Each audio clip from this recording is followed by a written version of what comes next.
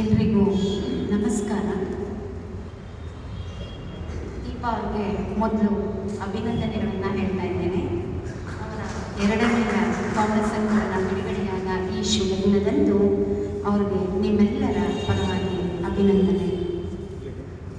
ದೀಪಾ ಗೋನಾಳ್ ಈ ಪುಸ್ತಕ ನಿನ್ನ ನೆನಪ ಕುಡಿದವಳು.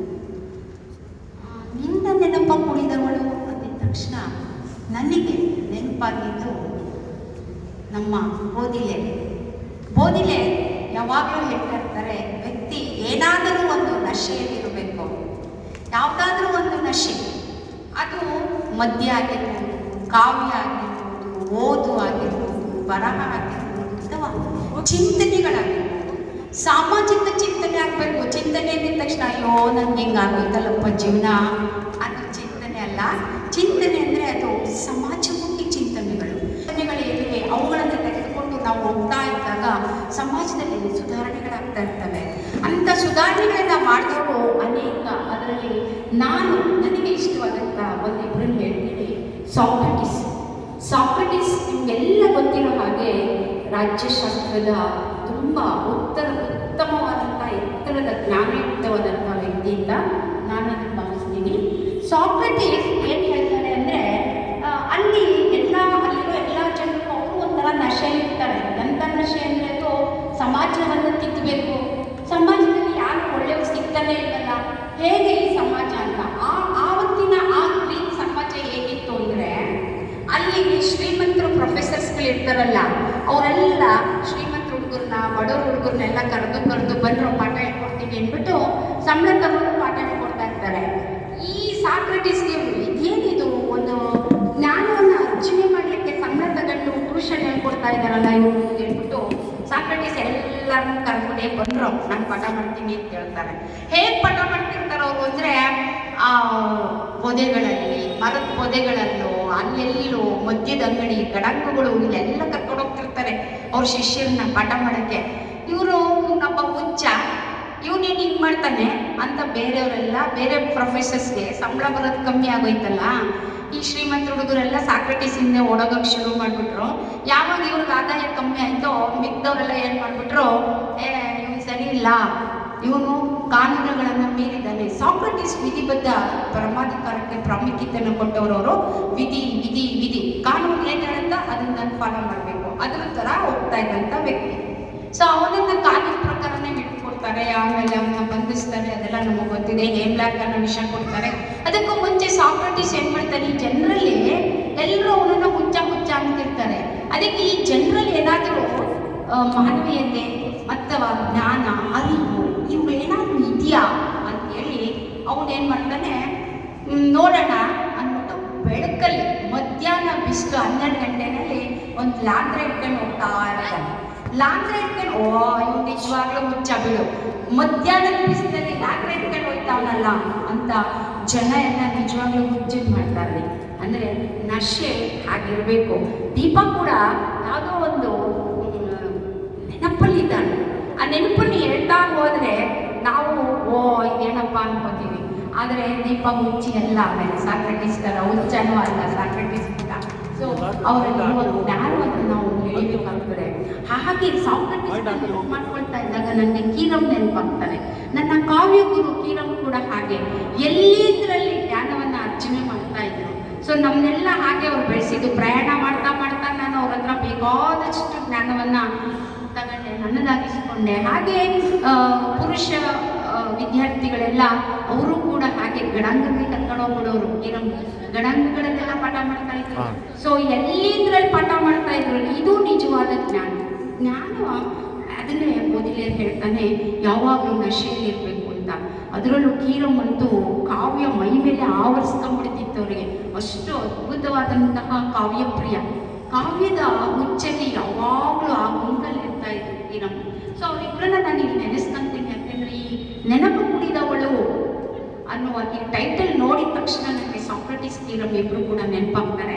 ಸೊ ಹಾಗೆ ದೀಪ ಕೂಡ ಇಲ್ಲಿ ಅವನ ನೆನಪು ಕುಡಿದವಳು, ಅದು ಯಾರು ಗೊತ್ತಿಲ್ಲ ನನಗೆ. ಅವನ ನೆನಪು ಕುಡಿದ ಅಮಲಿನಲ್ಲಿ ಇದ್ದಾರೆ. ಇರಲಿ ಅವರು ಹಾಗೇನೆ. ಇದು ಓದುಗರಿಗೂ ಕೂಡ ಒಂದು ಅಮಲೆ ಅಂತ ನಾವಾದರೂ ತಿಳ್ಕೊತಾ ನೆನಪುಗಳು ಇರಬೇಕು.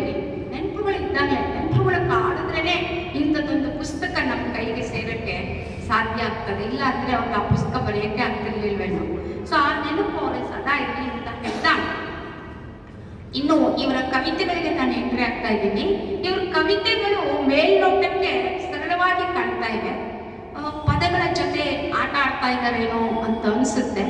ಆದರೆ ಇವರ ಆಳವಾಗಿ ಆ ಪದ್ಯಗಳನ್ನು ನಾವು ಮನನ ಮಾಡ್ಕೊಂಡಾಗ ಇವು ಅರ್ಥಪೂರ್ಣವಾದ ಕವಿತೆಗಳು ಅಂತ ನನಗೆ ಅನಿಸ್ತಾ ಇದೆ. ಕಾವ್ಯಕ್ಕೆ ಇವರು ಆರಿಸಿದ ವಿಷಯ ಅಂತದ್ದಾಗಿರೋದ್ರಿಂದ ನಮ್ಗೆ ಆ ಥರ ಕಾಣಿಸ್ತಾ ಇದೆ ಸರಳವಾಗಿ. ಹೀಗೆ ನಮ್ಮ ತುಂಬ ದೊಡ್ಡ ಲೇಖಕರಾದಂತಹ ಕೆ ಎಸ್ ನರಸಿಂಹಸ್ವಾಮಿಯವರು, ಅವ್ರದ್ದು ಕೂಡ ಹೀಗೆ ಕವನಗಳು ತುಂಬ ಸರಳವಾಗಿರ್ತವೆ. ಯಾರು ನರಸಿಂಹಸ್ವಾಮಿಯವ್ರ ಕವನಗಳು. ಸೊ ಅವ್ರ ಕವನಗಳು ಸರಳವಾಗಿದ್ದರೆ, ಆದರೆ ಅವರಲ್ಲಿ ಅಡಗಿದ ಆ ಕವಿತೆಗಳಲ್ಲಿ ಅಡಗಿರುತ್ತಲ್ಲ ಆ ಭಾವನೆ ಅದ್ಭುತವಾದದ್ದು. ಸೊ ಆ ಭಾವನೆ ಹೇಗಿದೆ ಅಂತ ಒಂದು ಪದ್ಯದಲ್ಲಿ ನಾನು ನಿಮ್ಗೆ ಹೇಳ್ತೀನಿ. ನಿನ್ನ ಪ್ರೇಮದ ಪರಿಯ ನಾನರಿಯ ಕನಕಾಂಗಿ ನಿನ್ನೊಳಿಗುವುದು ನನ್ನ ಮನವು. ಸೊ ಎಷ್ಟು ನೋಡಿ, ಇಲ್ಲಿ ಅವನು ಅವಳ ಪ್ರೀತಿಯಲ್ಲಿದ್ದಾನೆ, ಇಲ್ಲಿ ಇವರು ಅವನ ಪ್ರೀತಿಯಲ್ಲಿದ್ದರೆ, ನರಸಿಂಹಸ್ವಾಮಿಯವರ ಈ ಪದ್ಯದಲ್ಲಿ ಅವನು ಅವಳ ಪ್ರೀತಿಯಲ್ಲಿದ್ದಾನೆ. ಸೊ ಅದನ್ನು ನಾವಿಲ್ಲಿ ನೆನಪು ಮಾಡ್ಕೊಳ್ಬೇಕಾಗ್ತದೆ. ಸೊ ಇನ್ನು ಮುಂದಕ್ಕೆ ನಾನು ಹೇಳ್ತಾ ಹೋದರೆ, ಈ ಕವಿತೆ ಹೇಗಿರಬೇಕು, ಹೇಗೆ ಕಟ್ಟಬೇಕು, ಇದ್ರ ಬಗ್ಗೆ ಪಾಂಡಿತ್ಯ ಕ್ಲಾಸ್ ರೂಮಲ್ಲಿ ಎಲ್ಲ ಪಾಠ ಮಾಡಿರ್ತಾರೆ. ಕವಿತೆ ಅಂದರೆ ಏನು, ಹೇಗೆ ಕವಿತೆಗಳನ್ನು ರಚನೆ ಮಾಡಬೇಕು ಅಂತ. ಹಾಗಾಗಿ ನಾನು ಆ ವಿಷಯವನ್ನು ಸ್ವಲ್ಪ ಬದಿಗಿಡ್ತಾ ಇದ್ದೇನೆ. ಕವಿತೆ ಏನು ಅನ್ನೋದ್ರ ಬಗ್ಗೆ ನಾನು ಹೇಳಕ್ಕೆ ಹೋಗಲ್ಲ, ಒಂದೆರಡು ಮಾತಲ್ಲಿ ಹೇಳಿದ್ರೆ ಮುಗಿತು.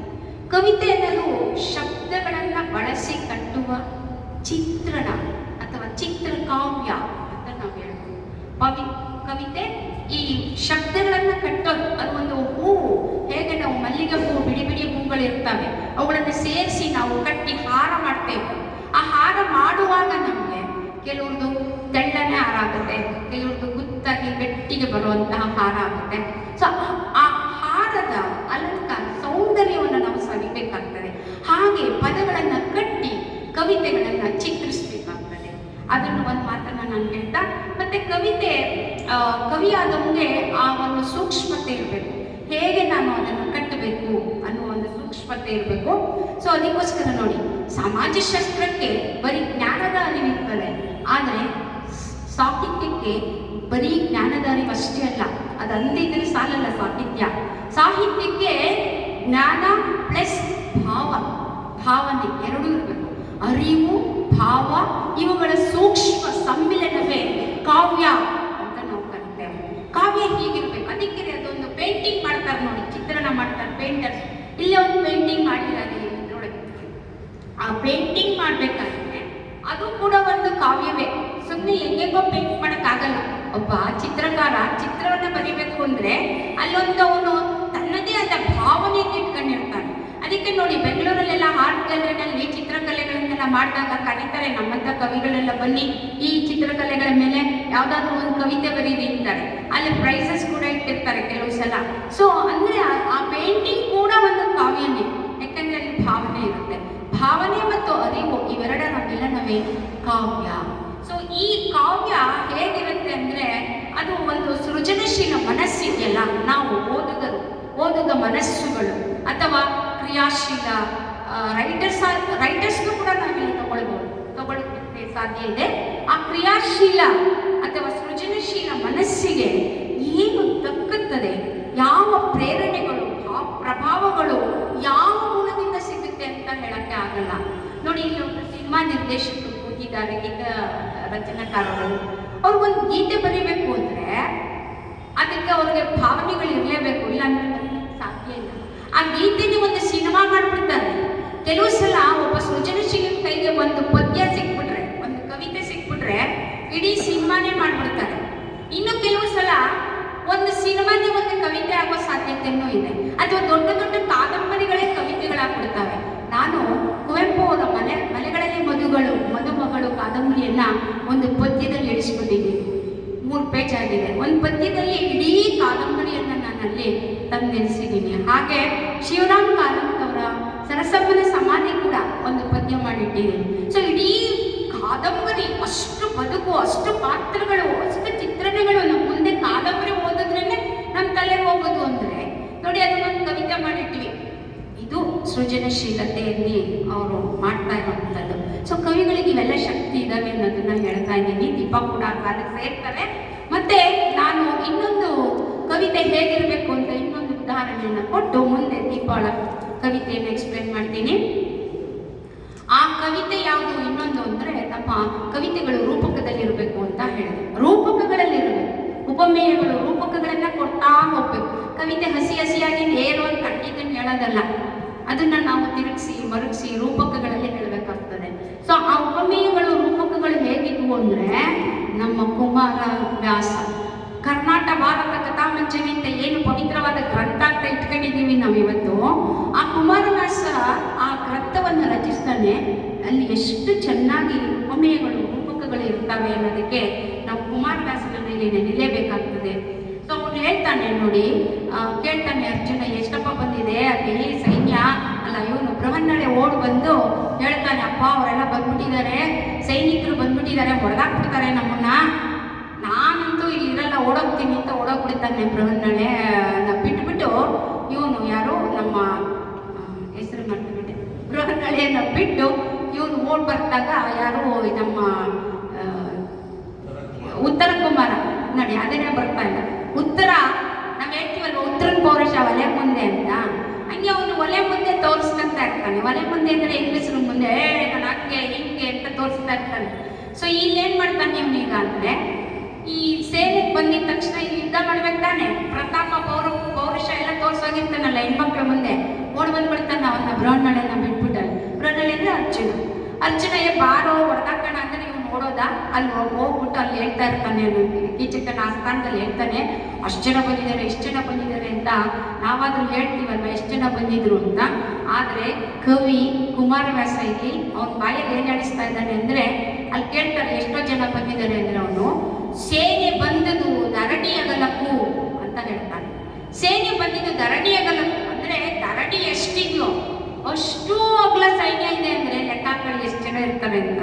ಸೊ ನಾವಾದ್ರೆ ಅಷ್ಟು ಕಾಲಾಳುಗಳು ಬಂದಿದ್ದಾರೆ, ಅಷ್ಟು ಆನೆಗಳು ಬಂದಿವೆ, ಅಷ್ಟು ಕುದುರೆ ಬಂದಿದೆ ಅಂತ ಹೇಳ್ತಿದ್ವಿ ಅಲ್ವಾ, ಅವನು ಹಂಗೆ ಹೇಳಲೇ ಇಲ್ಲ ಕುಮಾರವ್ಯಾಸ.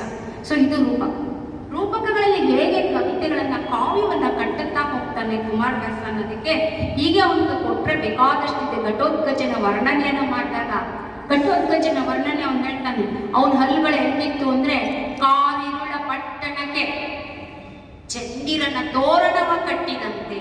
ಚಂದಿರನ ತೋರಣಗಳು ಒಂದು ಚಂದ್ರನೇ ಅಷ್ಟು ಸುಂದರವಾಗಿ ಕಾಣ್ತಾನೆ ಅಂದ್ರೆ, ಚಂದ್ರಗಳನ್ನೆಲ್ಲ ಸೇರಿಸಿ ತೋರಣ ಕಟ್ಟಿದ್ರೆ ಇನ್ನೆಷ್ಟು ಪ್ರಕಾಶಮಾನವಾಗಿದೆ.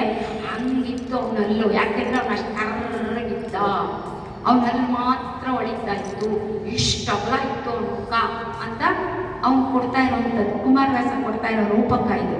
ಮತ್ತೆ ಅವನ ಕೈ ಕಾಲುಗಳು ಹೆಂಗಿತ್ತು ಅಂದ್ರೆ, ಕೈ ಕಾಲುಗಳು ಮೂಡಿದವು ನಭಕ್ಕೆ ಅಂತ ಬರ್ಕೊಡ್ತಾನೆ. ನಭ ಆಕಾಶಕ್ಕೆ, ಕೈ ಕಾಲು ಹೆಂಗಿತ್ತು ಅಂದ್ರೆ ಆಕಾಶದ ಎತ್ತರ ಇತ್ತು, ಹೀಗೆ ಹೇಳ್ತಾ ಹೋಗ್ತಾರೆ.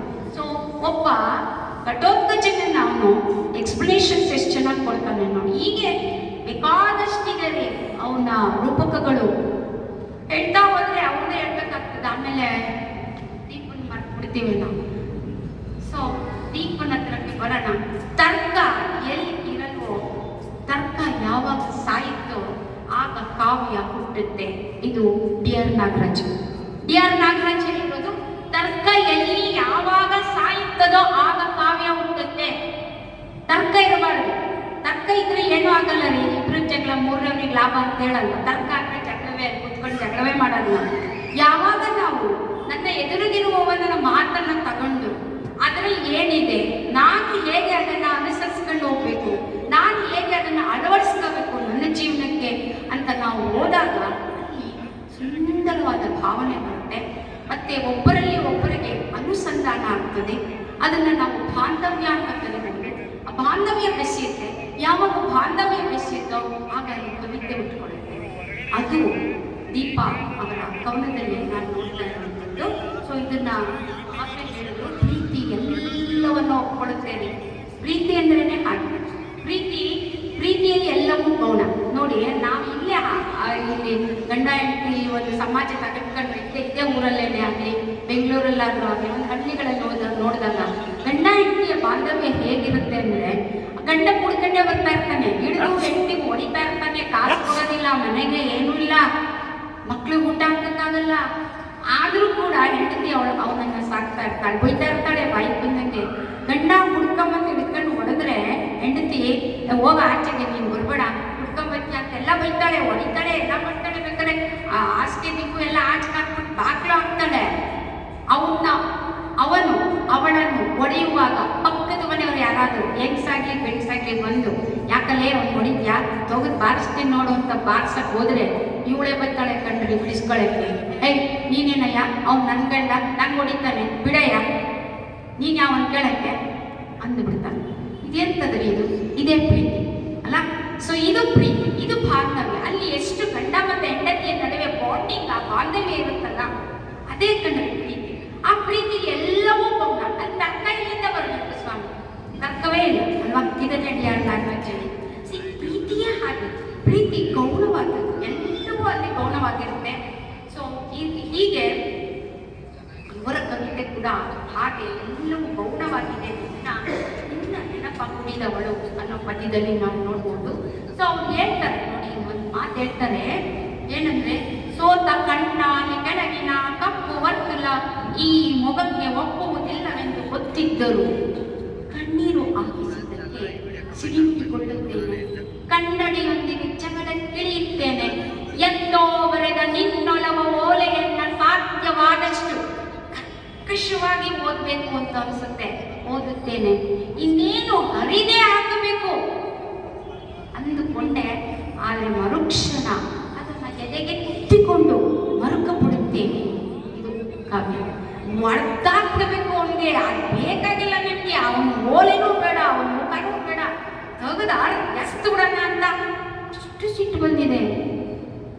ಮತ್ತೆ ದೀಪಾಳಿಗೆ ಅದೇ ಓಲೆ ಆಪ್ತವಾಗಿ ಕಾಣಿಸಿ ಎದೆಗೌಚಿಕೊಂಡು ಮರುಕ ಪಡ್ತಾಳೆ. ನೋಡಿ, ಇದು ಪ್ರೀತಿ ಅಲ್ವಾ?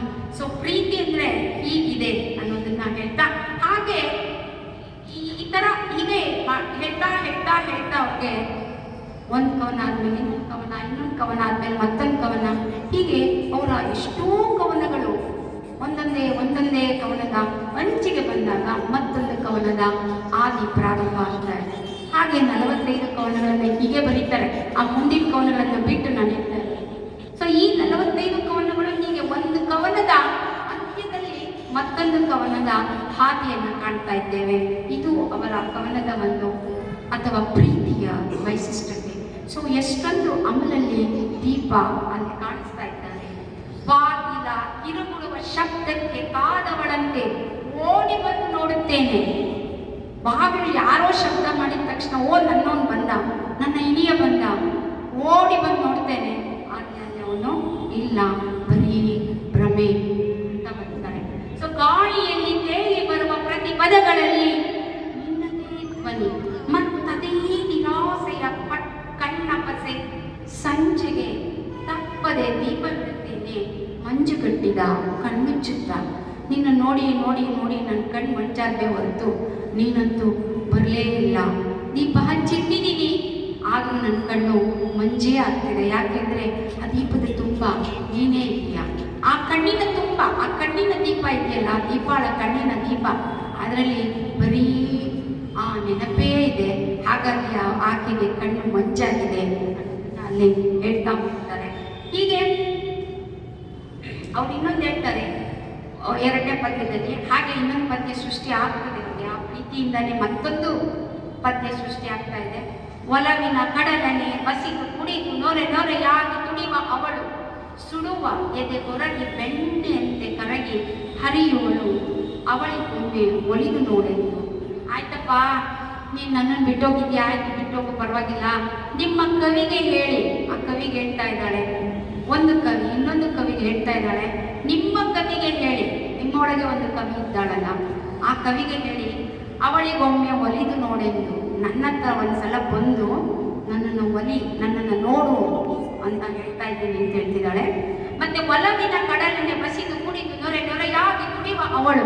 ಹೇಗಿದ್ದಾಳೆ ಅವಳು ಅಂದ್ರೆ, ಆ ಕಡಲನ್ನ, ಆ ಒಲವು ಅನ್ನುವ ಕಡಲೇನಿದೆ, ಆ ಕಡಲನ್ನ ಬಸಿದು ಕುಡಿದು ಕಾಯ್ತಾ ಇದ್ದೀನಿ.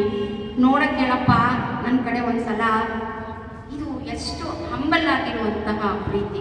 ಸೊ ಪ್ರೀತಿ ಹೇಗೆ ಶಾಶ್ವತವಾಗಿರುತ್ತೆ ಅನ್ನೋದನ್ನ ಈ ಕವಿತೆ ನಮಗೆ ಹೇಳ್ತಾ ಹೋಗುತ್ತೆ. ಹಾಗಂತ ನಾನೇನು ಬರೀ ನಿನ್ನ ಪ್ರೀತಿನಲ್ಲಿಯೇ ಬಿಟ್ಬಿಟ್ಟು ನಿನ್ನ ಅಂಡರಲ್ಲಿ ಇರ್ತೀನಿ ಅಂತ ತಿಳ್ಕೊಬೇಡ. ಅದನ್ನ ಅವಳು ಹೇಳ್ತಾ ಹೋಗ್ತಾಳೆ ಕವಿಲಿ. ನೋಡಪ್ಪ, ಒಂದ್ಸಲ ಒಲವಿಗೆ ಒಮ್ಮೆ ಒಲಿದು ನೋಡು, ಇಲ್ಲದಿದ್ರೆ ಏನಾಗ್ತೀನಿ ಗೊತ್ತಾ? ದಿಟ್ಟೆ, ಒಲು ದಿಟ್ಟೆ. ನಾನು ತುಂಬಾ ದಿಟ್ಟೆ ಆಗಿದ್ದೀನಿ. ದಿಟ್ಟೆ ಬಂದು ಸಿಟ್ಟೆ, ಈ ಆ ರಟ್ಟೆ ಮುಟ್ಟಿ ಮುಟ್ಟಿ ಮೋಹದ ಗೋಡೆ ಕಟ್ಟಿಕೊಂಡು ಗೋಡೆ ತುಂಬ ಕಲ್ಪನೆಯ ಭಿತ್ತಿ ಚಿತ್ರಗಳ ಅಂಟಿಸಿಕೊಂಡು ತಾನಾಗಿ ಕಾರಣವೇ ಇಲ್ಲದೆ ನಕ್ಕು ಹಗುರಾಗುವವಳ ಒಲವಿಗೊಮ್ಮೆ ಒಲಿದು ನೋಡು. ನಾನು ಸೆಲೆಕ್ಟ್ ಆಗಿದ್ದೀನಿ ನಿಜ, ಆದರೆ ಸಿಟ್ಟು ಅಷ್ಟೇ ಇದೆ ನನಗೆ. ನಾನು ದಿಟ್ಟೆ ಆಗಿದ್ದೇನೆ. ಬೇಕಾಗಿಲ್ಲ, ಹೋಗಯ್ಯ ಪರವಾಗಿಲ್ಲ, ಬೇಕಾಗಿಲ್ಲ, ನೀನು ಬಿಟ್ಟಿರುವಲ್ಲೇ ನಾನು ಅನ್ನೋ ಮಾತನ್ನು ಕೂಡ ಹೇಳ್ತಾರೆ. ಸಿಟ್ಟು ಅಷ್ಟು ಬರುತ್ತೆ ನನಗೆ. ಆ ಸಿಟ್ಟಲ್ಲಿ ಹೆಂಗಿರ್ತೀನಿ ಅಂದರೆ ನಿನ್ನ ಮೋಹದ ಗೋಡೆಯನ್ನ ಬಿಸಾಕ್ತೀನಯ್ಯ, ನಂಗೆ ಬೇಕಾಗಿಲ್ಲ ಅನ್ನೋ ಮಾತನ್ನು ಹೇಳ್ತಾ ಮತ್ತೆ ಆ ಪ್ರೀತಿಯ ಒಲವಿಗೆ ತನ್ನ ತೋಳನ್ನ ತಾನೇ ಅಲ್ಲಿ ಬಲಿ ಕೊಡ್ತಾಳೆ ಕವಿ. ಸೊ ಇದು ಕವಿತೆ. ಸೊ ಕವಿತೆಯ ಒಂದು ಆಳ ಹೇಗೆ ಇದೆ ಅನ್ನೋದಕ್ಕೆ ನಾವು ಈ ಸ್ಟ್ಯಾನ್ಸಾವನ್ನು ತೆಗೆದುಕೊಳ್ಬೋದು. ಯಾವುದೇ ಒಂದು ವಸ್ತುವನ್ನು ನಾವು ಹೇಗೆಲ್ಲ ವರ್ಣನೆ ಮಾಡ್ಬೋದು ಅನ್ನೋದಕ್ಕೆ ಈ ಒಂದು ತಾಲೀಮನ್ನು ಇಲ್ಲಿ ದೀಪ ಮಾಡಿದ್ದಾರೆ. ಈ ಪದ್ಯದ ಸ್ಟ್ಯಾನ್ಸಾದಲ್ಲಿ ಇದೊಂದು ತಾಲೀಮಾಗಿ ಕಾಣಿಸ್ತಾ ಇದೆ. ಸೊ ಈಗ ನನಗೆ ಇಲ್ಲಿ ಕಾಣಿಸಿದ್ದೇನಪ್ಪ ಅಂದರೆ, ನೋಡಿ, ಮೊನ್ನೆ ಇಲ್ಲಿ ನೀಲಾಂಬಿಕೆ ಅವರದ್ದು ಜಯಂತಿ ಆಯಿತು.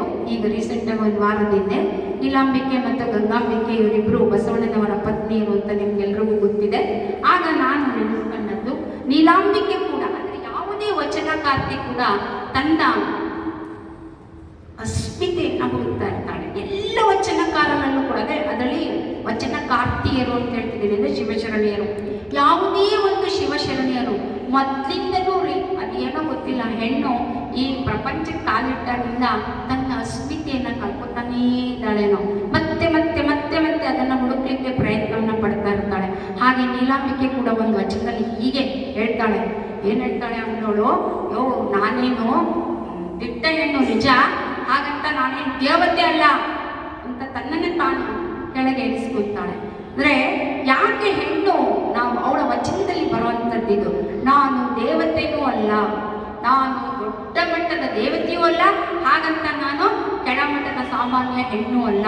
ಅವಳು ವಿಚಾರ ಪತ್ನಿ. ನೀಲಾಂಬಿಕೆಯನ್ನು ನಾವು ವಿಚಾರ ಪತ್ನಿ ಅಂತ ಕರಿತೀವಿ. ಗಂಗಾಂಬಿಕೆ ಆಚಾರ ಪತ್ನಿ. ಆಚಾರ, ಸಂಪ್ರದಾಯ, ನಿಯಮ ಅವುಗಳನ್ನ ಫಾಲೋ ಮಾಡ್ತಾಳೆ. ಆದರೆ ನೀಲಾಂಬಿಕೆ ಆಗಲ್ಲ. ತನ್ನ ಗಂಡನಿಗೆ ಸರಿಸಮಾನವಾಗಿ ಬೌದ್ಧಿಕವಾಗಿ ಎಂತಹ ಒಂದು ಬೌದ್ಧಿಕ ಶಕ್ತಿ ಆಗಿತ್ತು ಅಂದರೆ ಅದಕ್ಕೆ ಅವಳನ್ನು ನಾವು ವಿಚಾರ ಪತ್ನಿ ಅಂತ ಕರಿತೀವಿ. ಅವಳು ತನ್ನ ಕವಿತೆಯಲ್ಲಿ ಹೇಳ್ತಾ ಹೋಗ್ತಾಳೆ, ನಾನು ಹೀಗಿದ್ದೀನಿ, ನಾನು ದಿಟ್ಟ ಹೆಣ್ಣು ಅನ್ನೋದನ್ನ. ಸೊ ಇದನ್ನ ಏನ್ ತೋರಿಸುತ್ತೆ ಅಂದ್ರೆ, ದಿಟ್ಟ ಹೆಣ್ಣು ಹೌದು, ಹಾಗಂತ ನಾನು ದೇವತೆಯೂ ಅಲ್ಲ. ದೀಪಾವಳಿ ಅದನ್ನ ಹೇಳ್ತಾರೆ. ಅಂದ್ರೆ ಯಾಕೆ ಇದನ್ನ ಹೇಳ್ತಾ ಇದ್ದೀನಿ ಅಂದ್ರೆ, ಕುವೆಂಪು ಮತ್ತೆ ನನಗೆ ನೆನಪಾಗ್ತಾರೆ. ಕುವೆಂಪು ಏನ್ ಹೇಳ್ತಾರೆ ಅಂದ್ರೆ, ಇಲ್ಲಿ ಯಾರೂ ಮುಖ್ಯರಲ್ಲ, ಯಾರೂ ಅಮುಖ್ಯರಲ್ಲ ಅಲ್ವಾ. ಸೊ ಎಲ್ಲರೂ ಸಮಾನ. ಯಾಕ್ರಿ ಸಿಟ್ಟಾಡ್ಬೇಕು, ಎಲ್ಲರಲ್ಲೂ ಪ್ರೀತಿ ಇದೆ, ಯಾಕ್ರಿ ಬಡ್ದಾಡ್ಬೇಕು ನಾವು ಅಲ್ವಾ. ಸೊ ಅದೇನೋ ಗೊತ್ತಿಲ್ಲ ರೀ, ಹೆಣ್ಮಕ್ಳು ಮೊದಲಿಂದನೂ ನಾವು ಹೀಗೆ ಸೋತು ಸೋತು ಸೋತು ಮೇಲೆ ಬರ್ತಾ ಇದ್ದೀವಿ. ಆ ಜಾನಪದದಲ್ಲೂ ಕೂಡ ಒಂದು ಇದೇ ಥರದ ಒಂದು ಮಾತು ಬರುತ್ತೆ. ಏನು ಹೇಳ್ತಾರೆ ಅಂದರೆ, ಆಕೆ ಕಾಡೋ ಮಗ ಕಡಿಯೋ ಕೋಲು ಇಲ್ದಿದ್ರೆ ಬೆಟ್ಟ ನಾನು ಕಡ್ದೇನು. ಕಾಡೋ ಮಗ, ನಿಮ್ಗೆ ಗೊತ್ತಲ್ಲ ಮಗು ಎಷ್ಟು ಕಷ್ಟ ಕೊಡುತ್ತೆ, ಮನೆ ಸಂಸಾರ ಇವನ್ನೆಲ್ಲ ಇಟ್ಕೊಂಡು. ಕಡಿಯೋ ಕೋಲು ಅಂದರೆ ಸಂಸಾರದಲ್ಲಿ ಎಷ್ಟೆಲ್ಲ, ಅಡುಗೆ ಮನೇಲಿ ಎಷ್ಟೆಲ್ಲ ಕೆಲಸ ಮಾಡ್ಬೇಕ್ರಿ ನಾವು ಹೆಣ್ಮಕ್ಳು. ಯಾರಾದರೂ ಭಾರ ಮಾಡಿ ಟೈಮ್ ಆಯಿತು ಅಂದರೆ, ಇರೇ ಅದು ಸ್ಟವ್ ಆಫ್ ಮಾಡ್ತೀನಿ, ಇರೇ ಇದೊಂಚೂರು ತಟ್ಟೆ ಎತ್ತಿಟ್ಕೊತೀನಿ, ಇದೊಂಚೂರು ಇದು ಮಾಡಿಬಿಟ್ಟು ಬರ್ತೀನಿ. ಈಚೆ ಬರೋಕ್ಕೆ ಆಗಲ್ಲ ರೀ ಅಡುಗೆ ಮನೆ ಬಿಟ್ಟು. ಆ ಹೆಣ್ಮಕ್ಳಿಗೆ ಅಷ್ಟು ಜವಾಬ್ದಾರಿ ಇರುತ್ತೆ ಅಡುಗೆ ಮನೆಯಲ್ಲಿ ಅಲ್ವಾ. ಸೊ ಅದಕ್ಕೆ ಕೂಡ ಹೇಳ್ತಾಳೆ, ಕಾಡ ಮಗ ಕಡಿಯಾಕ ಕೋಲು ಇಲ್ಲಿದೆ, ಬೆಟ್ಟ ಕಡ್ಕೊಂಬತ್ತೀನಿ, ನಿನ್ನೇನು ಬಿಡಯ್ಯೋ, ಓಹೋ ನೀನೇನು ಮಹಾ ಅಂತ ಪುರುಷನಿಗೆ ಸವಾಲು ಹಾಕ್ತಾಳಲ್ಲ, ಇದು ಹೆಣ್ಣು. ಹೆಣ್ಣಿಗೆ ಎಲ್ಲವೂ ಇದೆ ರೀ. ಅದಕ್ಕೆ ಅವಳಿಗೆ ಅದು ಇನ್ನೊಬ್ರು ಯಾರೋ ಹೇಳ್ತಾರೆ, ಮನು ಧರ್ಮಶಾಸ್ತ್ರದಲ್ಲಿ ನ ಸ್ತ್ರೀ ಸ್ವಾತಂತ್ರ್ಯ ಅರ್ಹತೆ ಅಂತ. ಸ್ತ್ರೀಗೆ ಸ್ವಾತಂತ್ರ್ಯವೇ ಇಲ್ಲ, ಕೊಟ್ಟಿಲ್ಲ ನಾವು. ಬಾಲ್ಯದಲ್ಲಿ ಅಪ್ಪನ ಆಶ್ರಯದಲ್ಲಿರಬೇಕು, ಯೌವನದಲ್ಲಿ ಗಂಡನ ಆಶ್ರಯದಲ್ಲಿರಬೇಕು, ಮುಪ್ಪಿನಲ್ಲಿ ಗಂಡು ಮಕ್ಕಳೇ ಇರ್ಬೇಕ್ರಿ. ಅವರು ಹೇಳೋದು ಯಾವಾಗಲೂ ಪುರುಷ ಪುತ್ರ ಪ್ರಾಪ್ತಿರಸ್ತು ಅಂತ ಆಶೀರ್ವಾದ ಮಾಡೋದು. ಎಲ್ಲಾನ ಹೆಣ್ಮಕ್ಳು ಆಶೀರ್ವಾದ ಮಾಡ್ತಾರ ಹೆಣ್ಮಕ್ಳಿಗೆ ಅಂತ ಇಲ್ಲ, ಎಲ್ಲರೂ ಪುತ್ರ ಪ್ರಾಪ್ತಿರಸ್ತು. ಅದ್ಯಾಕೆ ಪುತ್ರಿ ಪ್ರಾಪ್ತಿರಸ್ತು ಯಾಕೆ ಹೇಳಲ್ಲ, ಅದೇ ಗೊತ್ತಾಗ್ತಾ ಇಲ್ಲ. ಸೊ ಎಲ್ಲ ಕಡೆ ಪುತ್ರ ಅಂತಾನೆ ಹೇಳ್ತೀವಿ. ಆಗ ಅವ್ರು ಬರ್ತಿದ್ದೆ ಹಂಗೆ ಮನುಧರ್ಮಶಾಸ್ತ್ರದಲ್ಲಿ ಒಬ್ಬ ಗಂಡ ಮತ್ತು ಹೆಂಡತಿ ಪರಿಪೂರ್ಣ ಆಗ್ಬೇಕು ಅಂದ್ರೆ ವಂಶೋದ್ಧಾರಕ ಇರ್ಬೇಕು. ಪುತ್ರ ಹುಟ್ಟಿದ್ರೆ ಮಾತ್ರ ನಿಮ್ಗೆ ಸ್ವರ್ಗ ಅಥವಾ ಮೋಕ್ಷ, ಇಲ್ಲಾಂದ್ರೆ ಇಲ್ಲ. ಇದನ್ನೇ ಅವ್ರು ಹೇಳಿದ್ರು. ಸೊ ಅದನ್ನ ನಾವು ಬದಲಾಯಿಸ್ಕೊಂಡಿದೀವಿ ಬಿಡಿ. ನಾವೇನು ಅದನ್ನ ಅವ್ರದ್ದು ಏನು ಮಾಡಿಲ್ಲ, ನಾವು ಅವ್ರದ್ದು ಮನುಶಾಸ್ತ್ರವನ್ನ ಪಕ್ಕಕ್ಕಿಟ್ಟು ನಮ್ಮದೇ ಆದ ಸಂವಿಧಾನವನ್ನ ತಗೊಂಡಿದ್ದೀವಿ. ನಮ್ಮದೇ ಆದ ಸಂವಿಧಾನದಲ್ಲಿ ನಾವು ಸಮಾನತೆಯನ್ನ ಹಾಕೊಂಡಿದ್ದೀವಿ, ಸ್ವಾತಂತ್ರ್ಯವನ್ನ ಇಟ್ಕೊಂಡಿದ್ದೀವಿ. ಅದೆಲ್ಲ 12ನೇ ಶತಮಾನದಲ್ಲಿ ಬಸವಣ್ಣನವರು ಹೇಳ್ಕೊಟ್ಟಂಥದ್ದು ಇದೆಲ್ಲ, ಹೌದಲ್ವಾ? ಬಸವಣ್ಣನವರು ನಮಗೆ ಸ್ವಾತಂತ್ರ್ಯ, ಸಮಾನತೆ, ಭ್ರಾತೃತ್ವ ಇದನ್ನ ತೋರಿಸಿದ್ರು. ದಿಸ್ ಇಸ್ ಪ್ರಜಾಪ್ರಭುತ್ವ. ಇದನ್ನ ನಾವು ಪ್ರಜಾಪ್ರಭುತ್ವ ಅಂತೀವಿ. ಇದನ್ನ ಗಟ್ಟಿಗೊಳಿಸಬೇಕಾಗಿದೆ ನಾವು ಪ್ರಜಾಪ್ರಭುತ್ವವನ್ನ. ಅದಕ್ಕಾಗಿ ನಾವು ಹೋರಾಟಗಳನ್ನ ಮಾಡಬೇಕಾಗಿದೆ. ಸ್ಟಾರ್ಟಿಂಗ್ ಅಲ್ಲಿ ನಾನು ಈ ಮಾತನ್ನ ಹೇಳಬೇಕು ಅನಿಸ್ತು. ಯಾಕೆ ದೀಪ ಬರೀತಿ ಪ್ರೀತಿ ಪ್ರೇಮದ ಬಗ್ಗೆ ಬರೆದವ್ರೆ, ಸಮಾಜದ ಬಗ್ಗೆ ಯಾಕೆ ಬರೆದಿಲ್ಲ ಅಂತ ಅನ್ನಿಸ್ತಾ ಇತ್ತು ನನಗೆ. ಈಗ ನೋಡಿ, ಇತ್ತೀಚೆಗೆ ಬರೆಯುವಂತ ಎಲ್ಲ ಕವಿಗಳನ್ನ ನೋಡಿದ್ರೆ, ಅಂದ್ರೆ 18, 20, 25 ವರ್ಷದ ಕವಿಗಳು ಹೇಗ್ ಬರೀತಾ ಇದ್ದಾರೆ ಅಂದ್ರೆ, ಕವಿಗಳು ಮತ್ತು ಕವಿಯತ್ರಿಯರಿಬ್ರು ಕೂಡ ಬರೀ ಈ ಪ್ರಪಂಚದಲ್ಲಿರುವ ಸಮಸ್ಯೆಗಳನ್ನೇ ಹುಡುಕಿ ಹುಡುಕಿ ಸಮಸ್ಯೆಗಳನ್ನೇ ಪದ್ಯಗಳನ್ನ ಬರೀತಾ ಇದ್ದಾರೆ. ಸಮಸ್ಯೆಗಳೇ ಪದ್ಯ ಆಗ್ತಾ ಇದ್ದಾವೆ. ಇದು ಎಲ್ಲಿ ಪ್ರೀತಿ ಪ್ರೇಮ ಎಲ್ಲೊಟ್ಟೋಯ್ತೋ, ಯಾಕೆ ಬರೋದಿಲ್ವೋ ಗೊತ್ತಿಲ್ಲ. ಅವಾಗೆಲ್ಲ ನೋಡಿ ನರಸಿಂಹಸ್ವಾಮಿ ಅಂತವರೆಲ್ಲ ಎಷ್ಟು, ಬೇಂದ್ರೆ ಇವರೆಲ್ಲ ದಾಂಪತ್ಯ ಗೀತೆಲ್ಲ ಎಷ್ಟು ಚೆನ್ನಾಗಿ ಬರೆದ್ರು. ಸೊ ಆದ್ರೂ ಕೂಡ ಅವರು ಹೀಗೆ ಹೋಗ್ತಾ ಇದ್ದಾರೆ. ನಂಗೆ ಅವ್ರ ಸಮಯದ ಅವಧಿ ಕೊಟ್ಟಿರ್ಲಿಲ್ಲ, ಈಗ ಹೇಳ್ತಾ ಸಮಯ ಆಯ್ತು ಅಂತ ನಾನು ತಂದು ಹೇಳ್ಬಿಟ್ಟು. ಸೊ ಹೀಗೆ ದೀಪಾ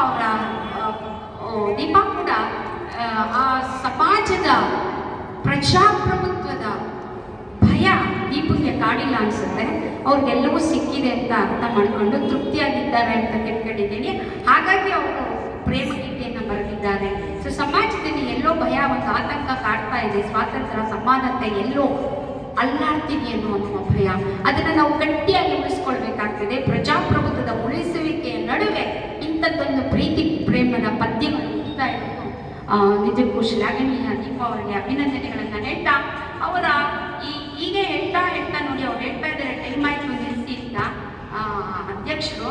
ಸೊ ಅದಕ್ಕೆ ಇನ್ನೊಂದು ಮಾತನ್ನ ಹೇಳಿ ನನ್ನ ಮಾತನ್ನು ಮುಗಿಸ್ತೀನಿ. ಸೊ ಒಮ್ಮೆಲೆ ನಾನು ಲಾಸ್ಟ್ ಪದ್ಯಕ್ಕೆ ಬರ್ತೀನಿ. ಸೊ ಎಷ್ಟೊಂದು ಪದ್ಯಗಳು ಇಟ್ಕೊಂಡಿದ್ದೆ. ಸೊ ಎಲ್ಲ ಪದ್ಯಗಳಲ್ಲೂ ಅವರು, ನಾನು ಈಗಾಗಲೇ ಹೇಳಿದಾಗೆ, ಒಂದೊಂದು ಪದ್ಯದಲ್ಲೂ ಒಂದೊಂದು ಪ್ರೀತಿಯ ಭಾವನೆಯನ್ನು ವ್ಯಕ್ತಪಡಿಸುತ್ತಾ, ಆ ಬಾಂಧವ್ಯದಲ್ಲಿ ಅವರು ಲಾಸ್ಟಲ್ಲಿ ಒಂದು ಪದ್ಯ ಬರೀತಾರೆ, ಸಮುದ್ರದ ತಟದಲ್ಲಿ ಇಳಿ ಸಂಜೆ. ಈ ಕವಿತೆ ಇದೆಯಲ್ಲ, ಸಮುದ್ರದ ತಟದಲ್ಲಿ ಇಳಿ ಸಂಜೆ, ಇದು ಬಹಳ ಅದ್ಭುತವಾದಂತಹ ಪದ್ಯ. ಇಲ್ಲಿ ಆಕೆ ತನ್ನ ದಿಟ್ಟತೆಯನ್ನ ತೋರ್ತಾರೆ. ನೋಡಪ್ಪ, ಪ್ರೀತಿ ಅಮಲು ಇರ್ಬೋದು, ಅದು ನಿನಗೂ ಅಮಲಾಗಿದೆ, ನನಗೂ ಅಮಲಾಗಿದೆ, ಇಬ್ಬರನ್ನು ಬೆಸೆದುಕೊಂಡಿದೆ ಅನ್ನೋ ಮಾತನ್ನು ಹೇಳ್ತಾ, ಅಲ್ಲಿ ತಾನು ಆ ಪ್ರೀತಿಗೆ ಶರಣಾಗ್ತಾರೆ. ಅವ್ರು ಬರೀತಾರೆ, ಒಂದು ದಿನ ನಾವಿಬ್ಬರು ಸಮುದ್ರ ತಟಕ್ಕೆ ಖಂಡಿತ ತೆರಳುತ್ತೇವೆ. ಮುಸ್ಸಂಜೆಯ ಹೊನ್ನ ಬಣ್ಣವೇ ಪರದೆಯಾಗಿಸಿ ನಿನ್ನ ಪಟಸೆರೆ ಹಿಡಿದು ದಿಟ್ಟಿಸುತ್ತೇನೆ. ಸೂರ್ಯನನ್ನೊಮ್ಮೆ ನಿನ್ನನ್ನೊಮ್ಮೆ ಮುಳುಗುವ ಸೂರ್ಯ ತುಸು ಉದಾಸೀನನಾದಂತೆ ಬೇಗ ಮಾಯವಾಗುವುದಿಲ್ಲ. ಈ ಸಂಜೆ ಅವನೂ ದಿಟ್ಟಿಸುತ್ತಾನೆ, ದಿಟ್ಟಿಸುತ್ತಾ ಕೆಂಪೇರುತ್ತಾನೆ. ನೀನು ನನ್ನ ಕೈ ಹಿಡಿದು ಅಲೆಗಳ ಜೊತೆ ಆಟವಾಡಿದ್ದನ್ನ ಕಂಡು, ಅಂದ್ರೆ ಏನ್ ತೋರಿಸ್ತಾ ಇದೆ ಅಂದ್ರೆ, ಇದು ಕೊನೆಯಲ್ಲಿ ಇಬ್ರು ಕಾಂಪ್ರಮೈಸ್ ಆಗಿ ಆ ರತಿಕ್ರೀಡೆ ಅನ್ನೋ ಆಟದಲ್ಲಿ ನಮ್ಮ ಮನಸ್ಸಿನಲ್ಲಿರುವ ತರ್ಕಗಳು, ನಾನು ಮೇಲೆ ನೀನು ಮೇಲೆ, ನಾನು ಸೋಲು ನೀನು ಗೆಲುವು, ಇವೆಲ್ಲವೂ ಸಮಾನಾಂತರವಾಗಿ ಹೋಗುತ್ತೆ ಅನ್ನೋ ಮಾತನ್ನ ಅವ್ರು ಹೇಳ್ತಾ ಇರ್ತಾರೆ. ಸೊ ಯಾವುದೇ ಒಂದು ಪದ್ಯದಲ್ಲಿ ದ್ವಂದ್ವಾರ್ಥ ಇರುತ್ತೆ. ಇದು ನಮಗೆ ಮೇಲ್ನೋಟಕ್ಕೆ ಸಮುದ್ರ ತೀರ, ಸಮುದ್ರದ ಕಡಲು ಅಂತ ಕಾಣಿಸ್ತಾ ಇದೆ. ಆದರೆ ಈ ಪದ್ಯ ಪೂರ್ತಿ ಓದಾಗ ನಮಗೆ ಕಾಣಿಸ್ತಾ ಇರೋವಂಥದ್ದು ಅದು ಪೂರ್ತಿ ರತಿಕ್ರೀಡೆಯ ಆಟವನ್ನು ತೋರಿಸ್ತಾ ಇದೆ. ಒಬ್ಬರು ಒಬ್ಬರಿಗೆ ಶರಣಾಗತರಾಗಿದ್ದಾರೆ ಅನ್ನೋದನ್ನು ತೋರಿಸ್ತಾ ಇದೆ. ಈ ಪ್ರಪಂಚವೇ ಹಾಗಲ್ಲ. ಸೊ ಹಾಗೆ ಕೂಡ ನಾವು ಬೇಂದ್ರೆಯವರ ಪದ್ಯವನ್ನು ಇಲ್ಲಿ ನೆನಪು ಮಾಡ್ಕೊಳ್ಬೋದು.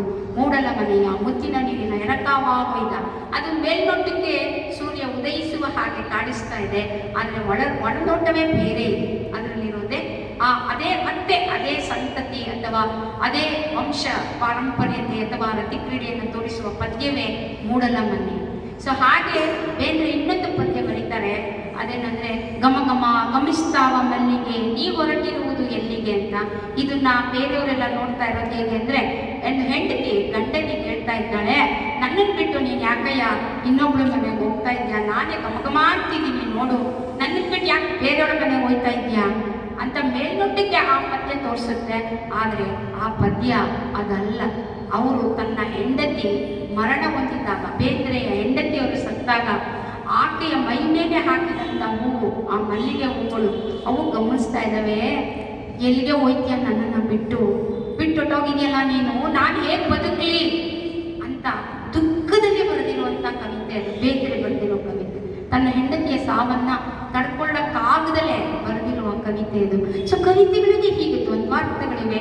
ಹಾಗೆ ದೀಪಾ ಅವರ ಕವಿತೆಗಳಲ್ಲೂ ಕೂಡ ದ್ವಂದ್ವಾರ್ಥಗಳು ಅಲ್ಲಲ್ಲೇ ಕಾಣಿಸುತ್ತೆ ಅಂತ ಹೇಳ್ತಾ ಅತ್ಯುತ್ತಮವಾದ ಪದ್ಯವನ್ನು ದೀಪಾ ಅವರು ಕೊಟ್ಟಿದ್ದಾರೆ. ಹಾಗೆ ಇನ್ನೂ ಮುಂದಕ್ಕೆ ಅವರು ಮಾಗಿ ಕಾಲಕ್ಕೆ ಪ್ರೇಮದ ಕಾವು ಅನ್ನುವ ಒಂದಷ್ಟು ಕವಿತೆಗಳನ್ನು ಬರೆದಿದ್ದಾರೆ. ಆ ಕವಿತೆಗಳೆಲ್ಲವೂ ಪೂರ್ಣ ಯಾವುದೇ ತರ್ಕಗಳಿಲ್ಲದೆ ಗಂಡು ಹೆಣ್ಣಿನ ಮಿಲನದ ಬಗ್ಗೆ ಹೆಚ್ಚು ಕಂಡು ಬರ್ತವೆ ಅಂತ ಹೇಳ್ತಾ ದೀಪಾ ಹೀಗೆ ಇನ್ನೂ ಹೆಚ್ಚೆಚ್ಚು ಕವಿತೆಗಳನ್ನು ಅವರ ಬತ್ತಳಿಕೆಯಲ್ಲಿ ಆಗಲಿ ಬರೀಲಿ ಅಂತ ಹೇಳ್ತಾ ಮತ್ತೊಮ್ಮೆ ಅವಕಾಶ ಕೊಟ್ಟ ಎಲ್ಲರಿಗೂ ವಂದಿಸ್ತಾ ಕೇಳಿದ ನಿಮ್ಮೆಲ್ಲರಿಗೂ ಧನ್ಯವಾದಗಳು.